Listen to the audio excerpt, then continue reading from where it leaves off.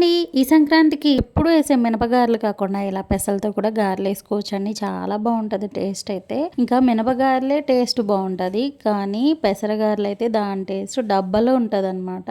అంత బావుంటది. మినపగారెలు ఎలా ఏసుకుంటామో సేమ్ అలాగే నైట్ అంతా ఇలా పెసలు నానబెట్టేసేసుకొని దానిలో అల్లం, పచ్చిమిరపకాయలు ఇలా కచ్చాపచ్చగా దంచేసుకోవచ్చు. లేదా పెసలతో పాటుగా మిక్సీ ఆడేసేసుకోవచ్చండి. దానిలోనే కొంచెం ఉప్పు, మనం దంచేసుకున్న అల్లం పచ్చిమిరపకాయ పేస్టు, అలాగే కొంచెం జీలకర్ర కూడా వేసుకొని బాగా కలిపేసేసుకొని పక్కన పెట్టేసేసుకోవాలండి. ఇప్పుడైతే స్టవ్ వెలిగించుకొని మూకిడి పెట్టేసేసుకొని అది కొంచెం వేడెక్కిన తర్వాత దానిలో ఆయిల్ పోసుకోవాలి.